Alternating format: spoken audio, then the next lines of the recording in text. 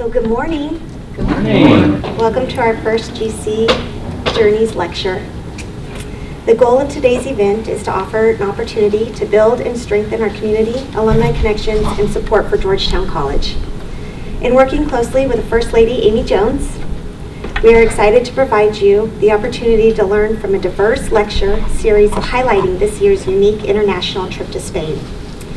Georgetown College's talented faculty and staff will be highlighted through the next 4 months. The first to promote and educate us about Spain's customs and culture is our own professors of Spanish, Dr. Laura Hunt and Professor Abraham Prades. Muy bien. This lecture will be immediately followed by an optional lunch in the dining hall. 4 Spanish dishes will be served for $8.15 per person. We hope you join us to continue the fun and fellowship of today's lecture highlighting Spain. Welcome. And I'm not sure who's first. Thank you. We're just going to kind of present together. Oh, great. Wonderful news.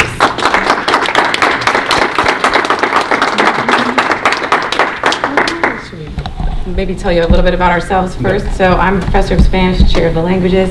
I specialize in really Latin American literature and culture, not necessarily Spanish culture, but I did study abroad in Spain as an undergraduate, so I have a place in my heart for Spain, of course.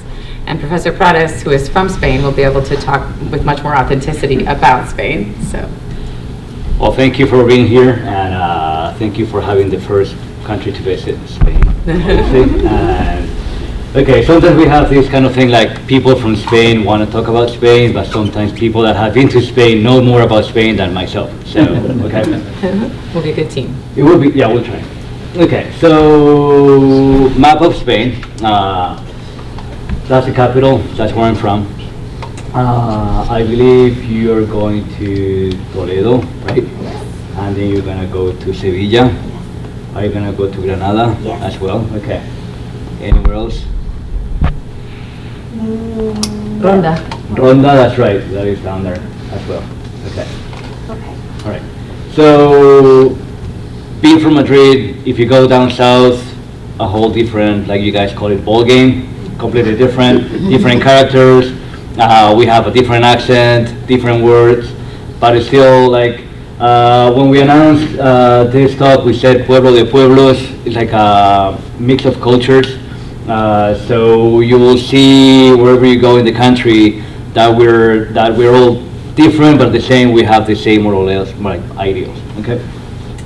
So obviously you're gonna have friends up north. Some people say in Europe that Africa starts down the Pyrenees. So they consider us to be part of Africa. Why? I don't know. That's a common knowledge today of what they say. So we have France up there, we have Portugal to the left, and then over here we have Gibraltar, and then you have Morocco. Okay. Now there are 2 cities down in Africa that are part of Spain. Okay. Now even though you have here the Canary Islands, and they look super close to Spain, actually they're like down there. Okay? All right. So I always show this image to my students because it represents most of the stereotypes you can get from Spain. Okay? Now stereotypes are there for a reason, and sometimes they're true, sometimes they're not. Okay? So I'm going to talk about some of them in the following slides. Can you guys pick out a few of them that you've kind of heard about Spain? You can just say them out loud. Bullfighting, yes, okay. Anything else that you recognize? Don Quixote. Don Quixote. He's right here in the middle. Right? What else? Anything else? If you go to lunch, you're going to enjoy this. Anybody recognize that dish? Served in a giant skillet, paella. Yeah. If my wife didn't have to work today, she could have come here and cooked for you. She's from Valencia, so she cooks the best rice, like probably in Kentucky. So you also have the running of the bulls. Do you know what this is? So Easter time, we call it the Semana Santa. So we have Holy Week. So we have big parades in Spain.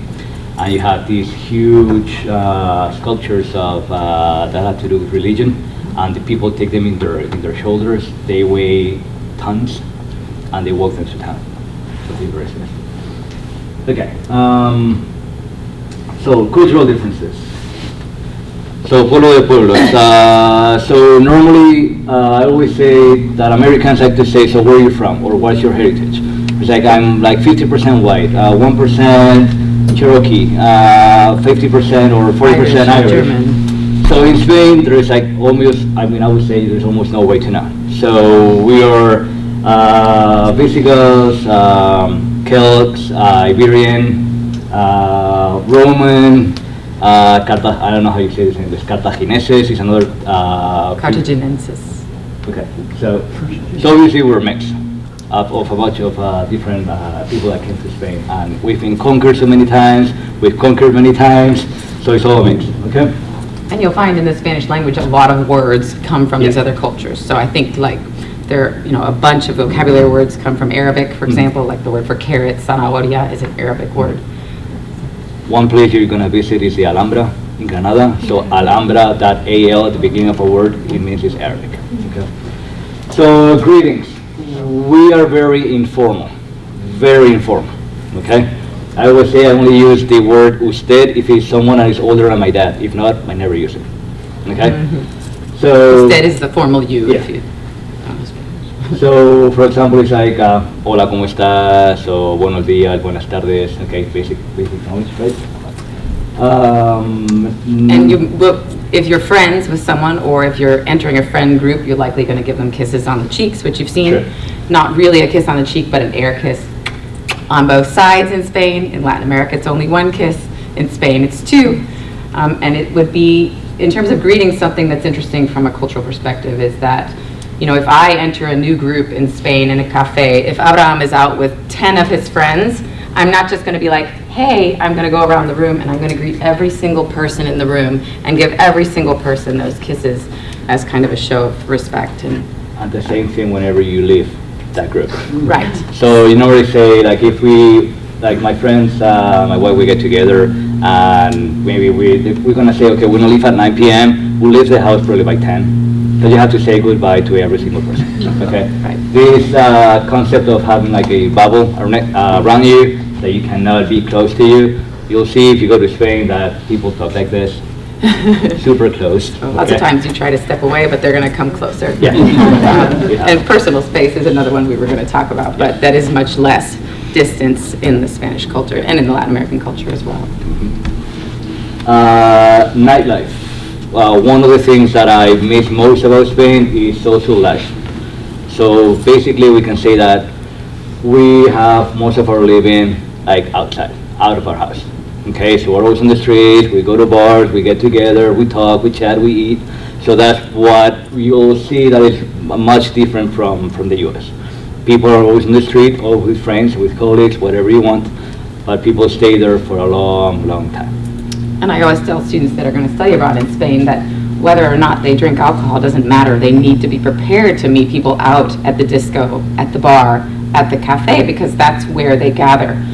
It is very rare to have someone over to your apartment as a gathering. So it's just you're going to meet out at the discoteca. Yep. Sustainability.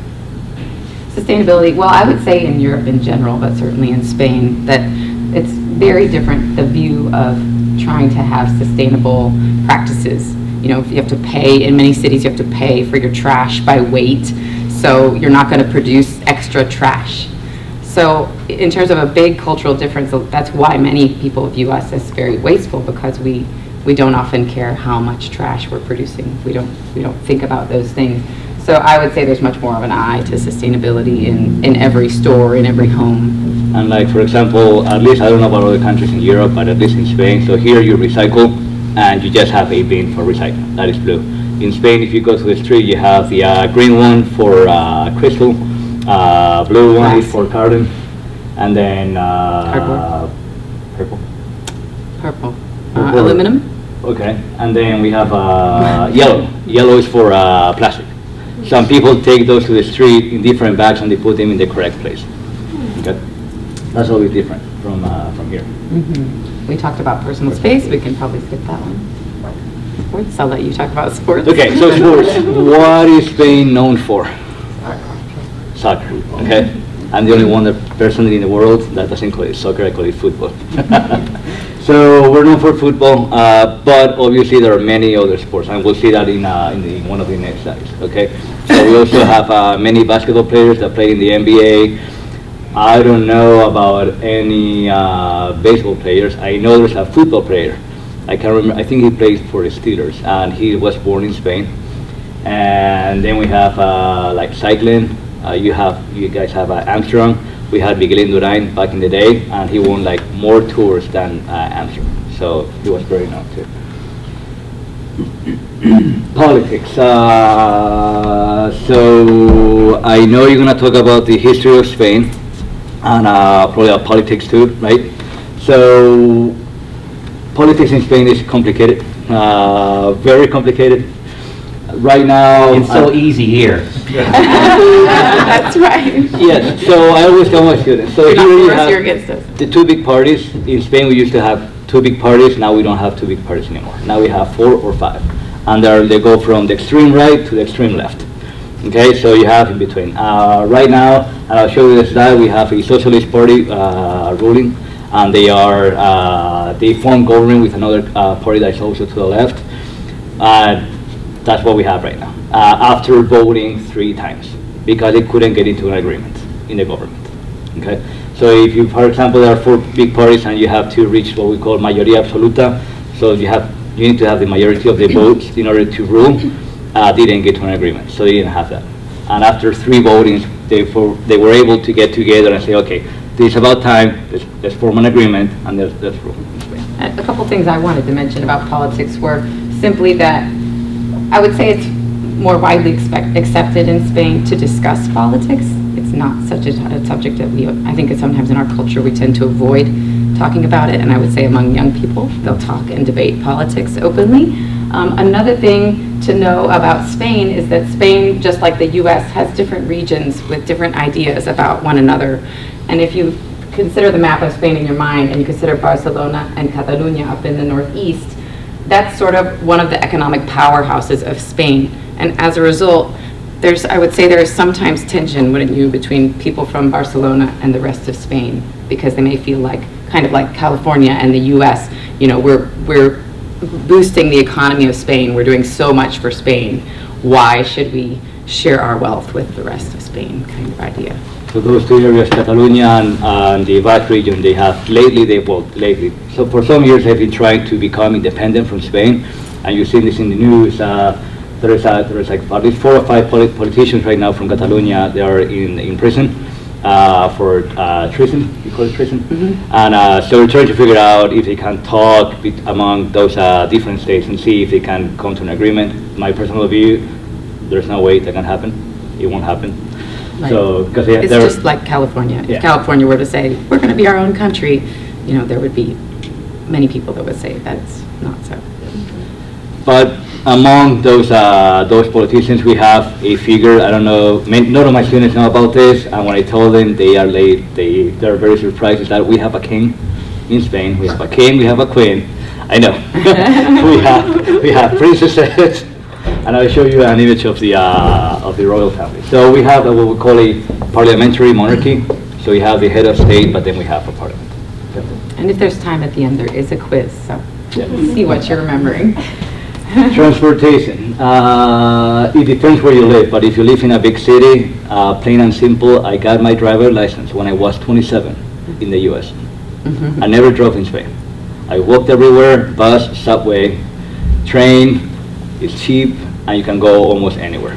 And it's obviously faster than getting your own car and driving through Madrid, which has like 5 million people. And of course, a metro in Spain, in Madrid or in Barcelona, and train everywhere else. But the car becomes an inconvenience as opposed to a convenience if you live in one of these cities in Spain. So this idea of driving everywhere is a massive cultural difference between the U.S. and Spain, I would say. And we, in a way, we have to, which is just as hard for Spanish people who come here, and then they say, well, what grocery store should I walk to? And you say, none. So it's definitely different. Yeah. Question. I was just going to say that I would say on the whole in Spain, they're much more dressy than here. You won't see people wear sneakers everywhere in the way that you will here. Would you agree with that? You wouldn't agree? I mean, yeah. Oh, yeah, okay. And so, you know, as a tourist, you'll never wear shorts. Even on hot days, you wear pants. I mean, you can wear shorts, but you will be pegged instantly as an American, just to know that. So you think about wearing loose pants if it's hot, and you don't have to dress up, but just know that the typical Spaniard will. Good. Okay. Religion, class, ethnicity, and gender. So I know we're gonna have to talk about religion. So I don't know the statistics, but like most of our country is Catholic, Roman Catholic. Class, I think like almost any country, there's a big difference between like upper class, lower class, and then middle class. Most of our country would say it's like middle class. Okay. Do you want to mention like any of the like racial tensions, or not really? Okay, so the big tension right now is we want to talk about it. We don't have to. I mean. So country is also known for having many gypsies. Okay, so and it's interesting because they're part of our country, but they're also separate. So they have their own language. They call us by a different name, so we don't call us like they call us payos. Okay, that's the word they use. I don't know how to translate that. They speak their own language and. Who are you talking about? Gypsies. Gypsies. Gypsies. So, for example, have you ever heard of flamenco? Yeah. Like, so many flamenco dancers and guitar players, they are gypsies. I know this is stereotype, and normally their skin color is a bit darker than like if we have like a regular white person. Okay. Then also, so people trying to escape from their countries, like from Africa, they get in these super old boats and they travel across the Mediterranean Sea trying to get to Spain. So, and something they do is they travel again without a passport, so we don't know where they're from. So whenever they get to Spain, they just have to stay there. They can't send them back anywhere because we don't know where they're from. And just like here's some of the tensions between immigrants and non-immigrants. So things to have in mind. And what can we say about gender? I don't know. I don't know if you want to say. We don't necessarily have to talk about it. All right, business hours and siesta. So, we split normally every single business, unless it is like downtown, like a big city, obviously it's gonna open all day long. But if not, normally they open like at 9 or 10. They stop at 2.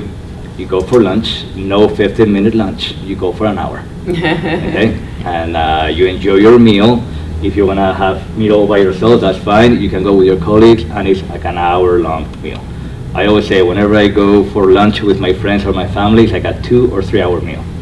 Because you just sit there and talk with people, and you become friends. Right? Yeah, absolutely. And then siesta. And siesta, of course, is when it's a rest after lunch. And many businesses will close. So, you know, you will not really be accepting of another culture if you're like, why are they closed? I wanted to go shopping right now. You need to know that they're going to be closed from probably 2 to 4 and not go shopping at that time. So you can go have a meal somewhere, but you're not going to go to stores. Now it depends, and it is changing more and more in big cities, so there'll be some places that do not close during siesta, but many will. And it doesn't mean you have to take a nap, but you certainly can. And this follows, of course, the biggest meal of the day, which is lunch, which we'll talk about in a minute. And then like some, because obviously the business like closes like midday, they open until late. Some stores will be open until 9, 9:30 or 10. So they're open until late. And as a result also of siesta, some people will work until much later than they might in the US. So the business day may extend well beyond 5. I would say 7 or 8, right? Depending on who you work for. Yep. Meals, food, and drinks. I think we can get this in the meal part, don't you think? So we thought we'd talk about some greetings. You maybe know all of these, right? Buenos dias. So you're going to practice with me. This is good morning. Buenos dias. Buenos dias. And then good afternoon. Buenas tardes. Buenas tardes. Know that the afternoon really in Spain is going to extend well into the evening, so you might still say that at 7 p.m. Different than here. And then good evening, buenas noches. Buenas noches. Did we practice buenas tardes? We did. Yeah. Okay. And then just how's it going? ¿Qué tal estás? Great. And then maybe one that you don't know, if you meet someone and you want to say nice to meet you, then you say mucho gusto. Mucho gusto. Great, which is much pleasure. Yeah. There you go. All right. Okay, so sports. Obviously, soccer, finally after I don't know how many years, Spain won a World Cup in 2010. It was about time. But then obviously we have how do you call it? High jump. So high jump, cycling, Formula One. Formula One. Yeah. Formula Instead of One. NASCAR. Yes. Formula One, swimming, basketball. Do you know who he is? Rafa Nadal. He plays tennis. And again, so we're known for a variety of sports, mainly soccer. But I always tell my students like there are more things than just soccer. Okay, that would be like saying in the U.S. you have just American football, you don't have lacrosse. Okay. And Spaniards are passionate about their sports. I mean, much like we are. But has anyone in here been to a soccer game anywhere else in the world? A couple of people. And what would you say is different about those soccer games, about the fans? I feared for my life. Really? Yes. So they are so passionate about their teams that often they're not allowed to sit with fans of the opposing team because there will be fights. Period. And they won't sit, period, but there'll be massive fences between sections in the football stadium. There'll be police in full armor lining the aisles to beat people back into their seats if they're going to try to fight or start a fight. So this is a big cultural difference, I think. And this is due because politics are very into sports. So this, what we call all around Europe, hooligans are very politicized. So either extreme right or extreme left, and they have their ideas and they don't change. Okay, so that's why I could see why you fear for your life, but it's just in one section of the city. It's not the entire city. Yes. And when I was 21 and I was a student in Spain, I went to a couple of soccer games, and I decided to hang around and see what would happen after the game. And then there were flares going off in the sky, and everyone was running, and police were chasing us, and this was a great learning experience for me while I was in Spain. So flares are forbidden in Spain now, so Back in there the aren't day. supposed to be any flares. So I believe it was in Sevilla where you may be going to a soccer game. If you can, please go. Yeah. It's like something that you'll never see if you go to Europe, yes, you'll see that, but in the US, I've never seen that. I've been to soccer games, baseball games, American football games. The atmosphere is not the same. No. At all. And you can really get a sense of the passion of the Spanish people if you go to a soccer Yeah. game. Okay, politics. So that's the royal family. Obviously, there's more people, like a lot more. Okay, so this was our king before. So do you know anything about the history of Spain? Not yet. Okay, so we had a dictatorship in Spain for 45 years, and after the dictatorship, instead of like passing power to another dictator, Francisco Franco, who was a dictator, he brought back the king who was exiled in Italy. Okay, and so he took over, and he married this queen. She was born in Greece, and then when he got tired, he passed on to his son, Felipe. It's called Felipe or Philip VI. Okay, and he was called Juan Carlos I. So every single king in Spain has like a first, second, third, fourth, fifth, or whatever he wants. Okay. And he's married to his wife Leticia, and they have two daughters. So normally in Spain, in order to take the throne, you have to be a boy. Okay, not like in England. Yes. Now they try to change the law, so either of them can take the throne. Obviously, it will be her because she's the oldest. Okay. Is she considered the queen? Her, yes, yes. And she's from where? She's from Spain. She was a journalist. So normally, like in monarchies, they tend to marry someone from the another royal family. In Spain, in this case, it did not happen. Now, like for example, in England, the queen is the queen, but her husband is not the king. Yeah. In Spain, it is. So if you're the king, your wife will become the queen. But then this is the government we have now. So this is the logo of the party. So you have one party, and then you have another party, and then you have another party. So all those parties got together, and they decided to govern in Spain. Okay. And so you have the Pedro Sanchez, who is the president, and then I don't know if any of you know this guy right here. Manuel Castells. He, I believe, I'm not 100% positive. I use him a lot in my dissertation. So he is a professor, I believe he's in California, and he's in between the US and Spain, and he teaches at college, that's why he's going to be in charge of the Ministry of Universities in Spain. So we have the monarchy and we have we have parliament, of course, who governs, and the monarchs don't really govern, much like in Europe. Yeah. I mean in England, sorry. I always say this, there is a law, the law in Spain says like the king can go in the street and kill anyone, and you cannot judge him. I know it's weird, but it's a law we have in Spain. So like some people say he doesn't do much, but if you wanted to do it, He still could. Yeah. Sounds familiar. Okay, so we're going to transition into food. And one of the other phrases we want to teach you is how to say, you probably know bon appetit in French. And in Spanish, you can say two things, que aproveche or buen provecho. So repeat after me, que aproveche and buen provecho. So sometimes you can just say provecho for sure. So, and we're going to talk about food, which is one of the best parts of Spain. Spain has amazing food, and this graphic is one that Professor Prades put on here, so I'll let him talk about it. But these are sort of the things you need to try while you're in Spain. Spanish food that you should put on your bucket list if you're going to Spain, either with this trip or sometime in the future. So maybe I'll let you talk about them. So those are the things that you should try when you go to Spain. So when I try to go every year to Spain over the summer, those are the things that I always eat. Always. Maybe one day I can eat all of them, even though it's too much, okay? So you have sangria. I believe you've heard about sangria before. They're going to have some today in the calf, but not with alcohol. Gazpacho. Some people call it gazpacho here in the US, like a tomato soup. And it's a blended and served cold. Yep. Turrón is normally it's made out of almond. Like a nougat sweet Yep. treat. Yep. Flan. Have you heard of it? Flan.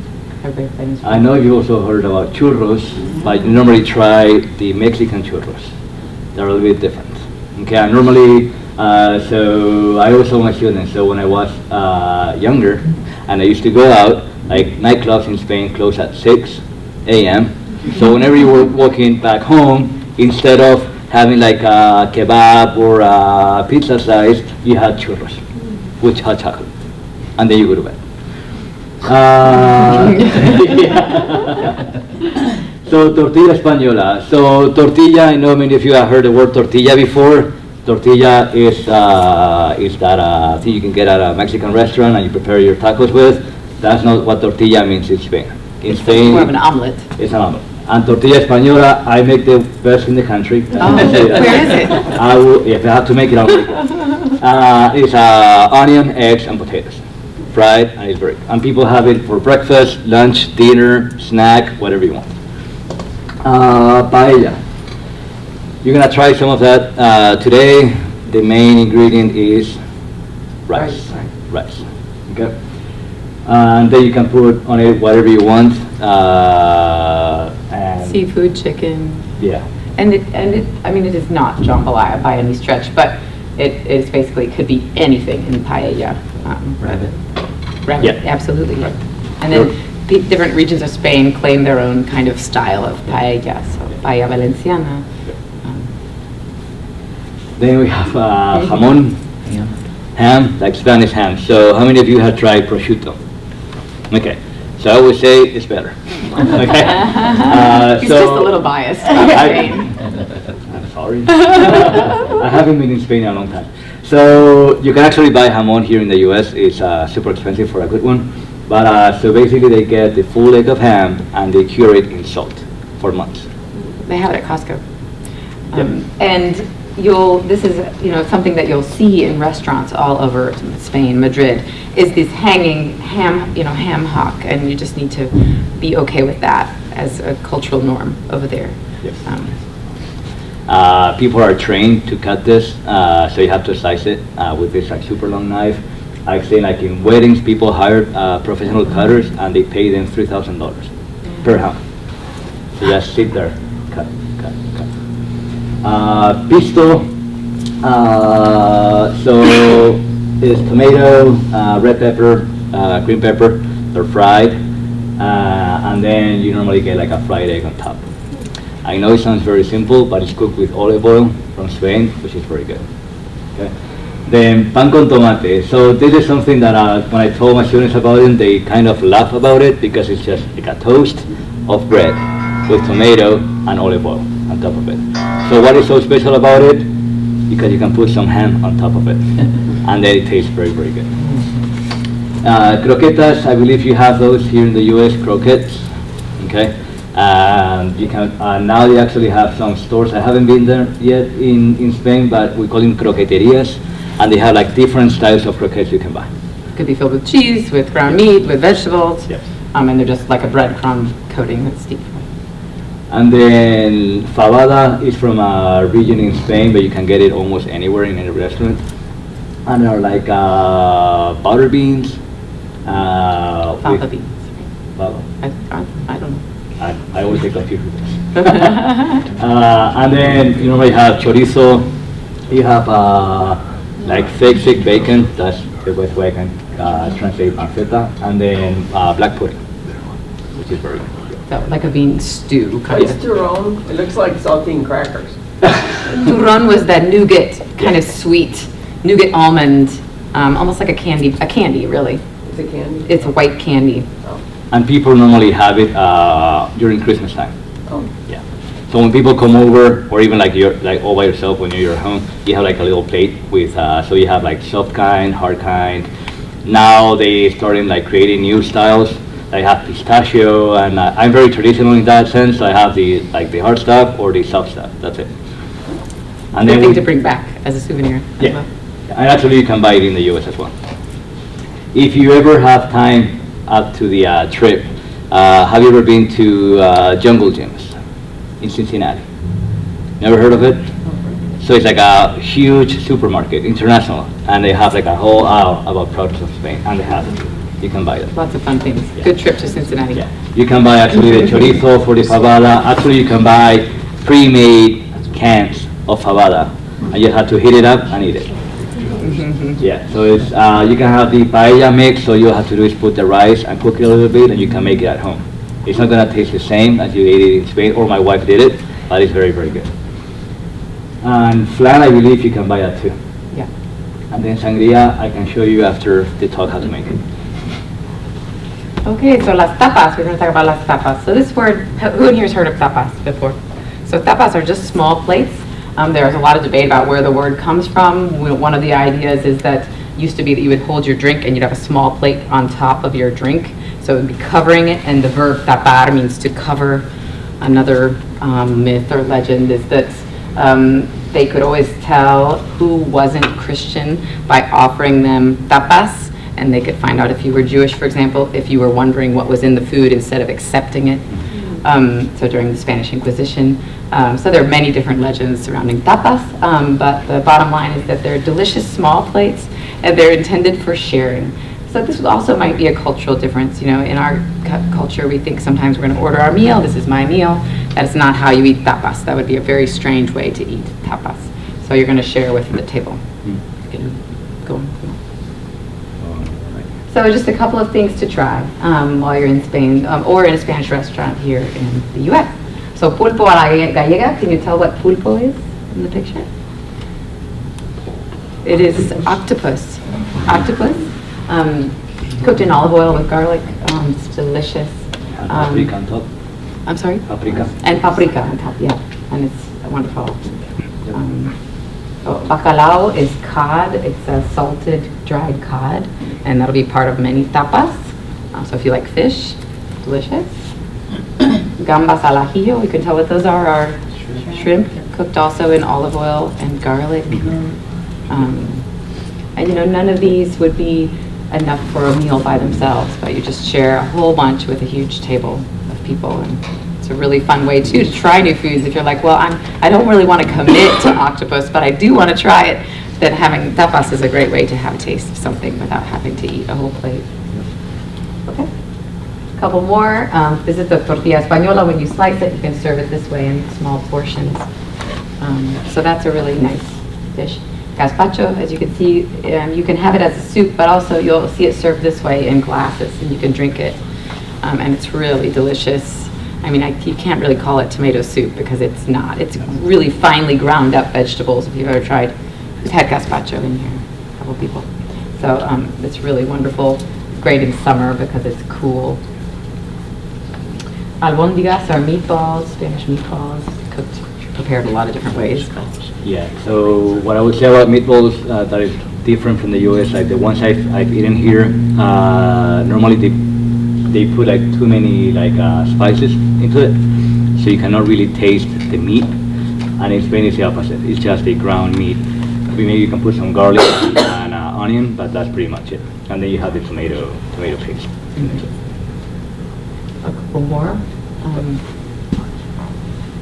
Jamón Serrano, so we talked about the ham. When you carve it and you slice it really thin. Every Spaniard loves Jamón Serrano, I would say, as a good stereotype, but the truth. And if you go to a restaurant or a bar where they have like different kinds of ham, maybe you can talk to the owner or the server and have them slice like different kinds of ham. So you have the Serrano, that's what I will call like daily ham you can eat, and then you can have Iberico, way more expensive. The Iberian. The what? In English, it would be Iberian, yeah. And then you have the bellota, which is acorn. So those pigs are just fed acorns, and their meat tastes amazing. But it's like here in the US you can buy it for $1,300 online. Yeah, so it's kind of expensive. Okay, another one, croquetas, we already talked about. Let's skip that one. Aceitunas, you've got to have Spanish olives. I always tell people, my señora, when we would watch a movie at my home, we would have not popcorn but potato chips and olives as a snack while we watched movies. Yeah. And they have vast, I mean in restaurants you'll have them as tapas, but they also have vast olive bars that you can go in and get fresh potato chips and olives, kind of like a candy store almost, but with olives. So it's a wonderful thing in Spain. I think I learned to love olives in Spain. Yeah. So. And then chorizo. Chorizo is just sausage made different ways. So probably you've tried chorizo before. And Florida chorizo you've tried, unless you've tried it in Spain or you've gone to Liquor Barn, they have chorizo from Spain. It's the chorizo from Mexico, and it's a little bit different. Okay. Okay, and then he was going to talk about one of the most common and maybe one of the kind of safest for the non-adventurous palate, tapas, Yeah. which is patatas bravas. So this is actually the bar I go to as soon as I step my foot in Madrid. I leave my suitcases in my parents' house and I go to this bar. Okay, that will be like 10, 11 in the morning. So this shows you what the different tapas are. I mean, you cannot see them like very good, but they prepare this food in the morning, and they have like maybe, I don't know, 20 of them, 20 different ones. So you order a drink, it can be alcoholic or non-alcoholic, and they ask you, what do you want as a tapa? And you ask them, and they give you like a small portion for free. You don't have to pay. Second drink, second tapa. Third drink, third tapa, and you keep going. So people can go then after to have lunch, or maybe they eat a lot, so they don't have to go for lunch.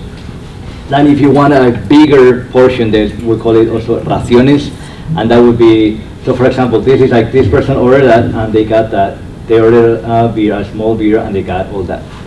If you want a bigger portion, then you ask for a ración, and then you will have to pay for that. But if not, you get it for free. So the best tapas, I mean, the best patatas bravas are called braised potatoes because it's a spicy sauce. And then you have aioli, so I believe you've heard this word before. It's like a mayo with garlic on it. And so you can find those anywhere you go. In every single bar or restaurant, I think they should have them. If they don't have them, give them my email and I'll talk to them. They should have it everywhere. Okay? So one thing that we didn't have in tapas, but it's my favorite, and do you like pork? Have you ever tried pork ears? No? I know it sounds very like calling to you, but they're very good. They can call it with sauce or like deep fried. Very, very good. All right, then, so something, I don't know what kind of restaurants you guys are going to, but many restaurants, they have what we call menú del día, that's the menu of the day. So there are prefix plates you can order. So you have what we call primeros, that will be your your appetizer. And then you have el segundo, that will be your main dish. Second plate. And then you have el postre, which will be the dessert. So you can get bread, pan, bebida, drink, and postre, dessert. If you don't want dessert, you can have a coffee with one of those, one of each, and one of here, and then all that for 11.50 euros. Yeah, under $12. Yeah. So, for a 3-course meal, it's great. That you've been served. So instead of having like all this like super long menu, you get lost, and yeah, right. So here we're normally, when we go back to Spain, we say that in the US you have too many options, and sometimes you don't know what to order because you have so many plates. In Spain it's like more to the point. So what do you want? You want meat, you want fish, you want something else, this is what it is, and you have to pick one. Okay.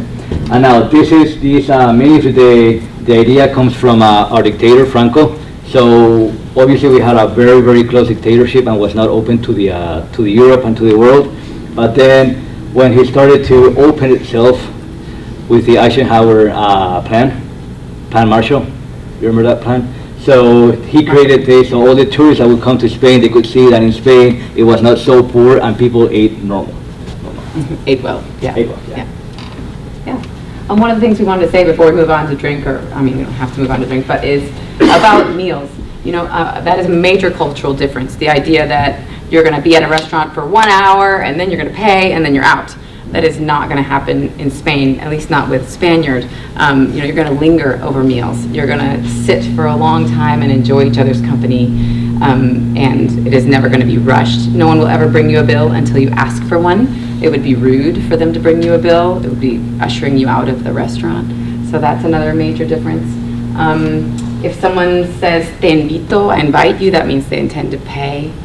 Splitting checks is much less common, I would say, in Spain. Another cultural difference. Another thing that is different is sobremesa. Sobremesa is after you eat and you have a coffee, you might have a dessert, that you'll just sit for a long time and enjoy sobremesa and enjoy each other's company. So, la bebida. Okay, so the four obviously there's plenty more, but the most typical things you can get in Spain are usually beer. Now we started having like many microbreweries over in Spain, but normally you'll see, walking on the street, you'll see different bars, and in the bars you'll see the name of the bar, and sometimes you'll see a sign of one kind of beer. That's the only beer you can get in that bar. That's it. That's the one. So don't ask for another kind of Yeah, beer. Do you have a Bud Light? No. No.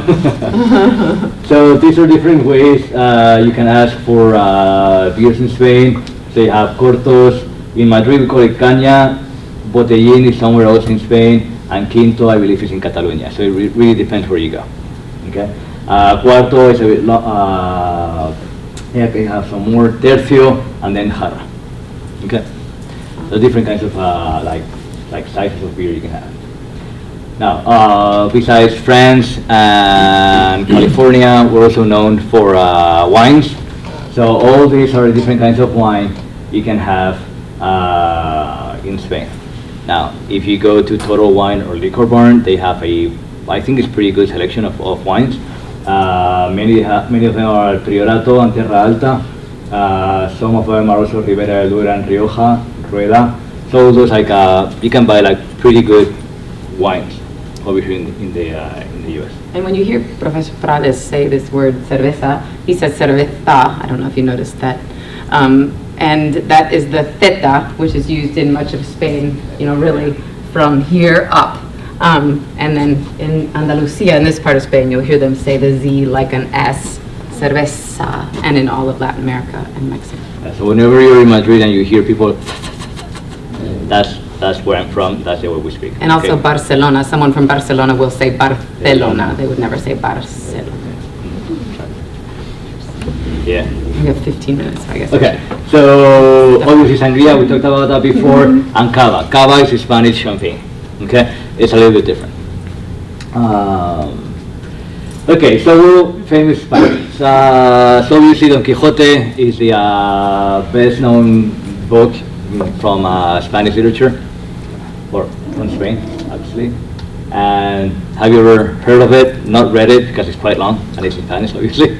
But if you know about it, so it's this Hidalgo was kind of crazy, and he's tried to fight windmills, but because he thinks they are like giants. He thinks they're giants, yeah. And so this windmill is kind of a symbol, a Spanish symbol now because of El Quijote.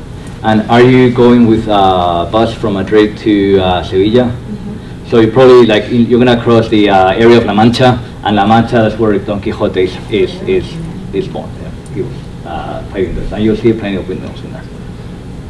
Some other sort of national heroes or famous Spaniards. We'll see if you can identify them. Who's this gentleman with the mustache? Dali. Good, Salvador Dali. There are a couple of beautiful museums. Dali Museum in east of Barcelona, right? Mm-hmm. And this is the Persistence of Memory, one of his famous works. Do you know who this guy is? Famous opera singer? Muy bien, Plácido Domingo. What about these two?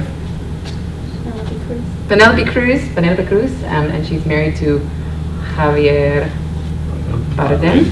Yeah, he was in No Country for Old Men, and she was in, I don't know if you know, Volver was maybe her most famous work. And then, of course, this is the Sagrada Familia in Gaudí, good, Antoni Gaudí in Barcelona. And he was run over by a trolley, or no, he fell. He was killed.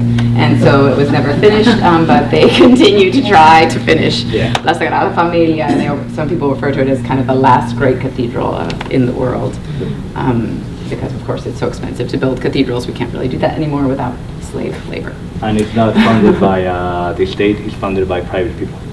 Yeah, great. A couple more. So those are my four favorites. You have Cervantes, he wrote El Quijote. Buñuel, he was a filmmaker, and most of his films are, have you ever heard Un Chien Andalou? No, Andalusian Dog. Have you ever seen this image of razor blade cutting an eye? No?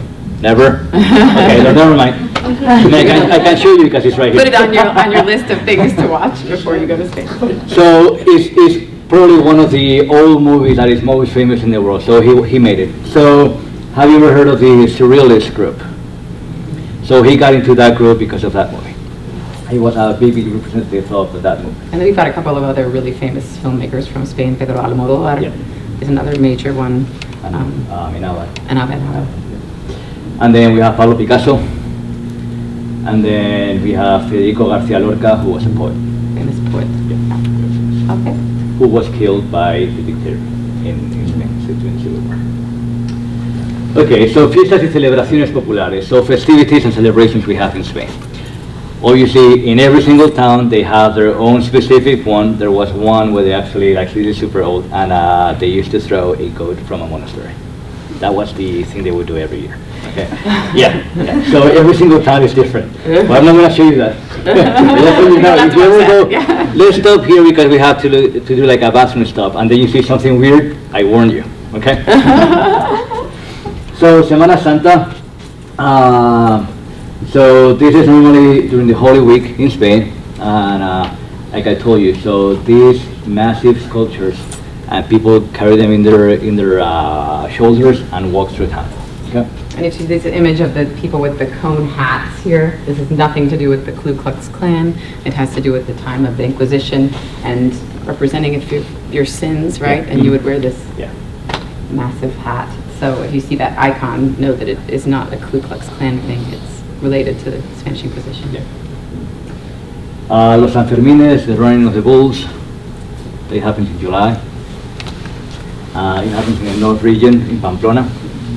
And so, have you ever seen any of this? Yeah, okay. Obviously quite dangerous. People always ask me, have you ever done it? Nope, I have not. People die every year when they do it. Yeah, Um, because they're super early in the morning, they're 7 a.m. So what people do is like they party all night, and then they have the great idea of running with the bulls in the morning. Yeah. Brilliant. Brilliant. Yeah. Okay, so La Tomatina in Buñol, this is a tomato fight. So they have with all these tomatoes that are going bad and you cannot use them. So people go to Buñol and they actually have a fight of tomato. Yeah. La Feria de Sevilla. So this is down south. You're going to be in Sevilla. I don't know if you're going to be able to see it because of the timing, but obviously there's like you're going to see. Are you going to walk through La Maestranza, like the bull ring? You'll probably see it in, like, through the bus or whatever like that. And flamenco dancing, and then you have all these spots where they have food and people party out. And like I said, like you'll see how many people are in the street. Obviously, you're gonna go to big cities, but maybe like here, not here in Georgetown or Lexington, but like maybe like Chicago or New York, like downtown. Obviously, like around normally like 6, 7, like there's no one in there. In Spain, everyone is out there until 10, 11, 12. And in Sevilla they had the World Fair. I can't remember in what year, but there's this massive site that you can visit. 92. 92. That's a beautiful place you might see it as a tourist, where the World Fair was held. Yeah. And then we have Las Fallas. This is where my wife is from. It's in Valencia. And what they do is they build, I can't remember the material they use. So they build these massive sculptures, and you can tell this is the size of a person, and you can tell how big they are. Paper mache. I think it's paper mache. Yeah, so, correct. So they build those, and normally they're very satirical. They make fun of like politicians or like soccer players or whatever. They think they did something wrong in the country that year. They cost millions of euros, and then they burn them. Except for the one that wins. Except for one, the one that wins. But the rest of them, you burn them. So all this money, gone. And the following year, they do the same thing. Okay. All right. Do you Okay. think we should, would you guys rather do a quiz, or do we need to leave time for questions?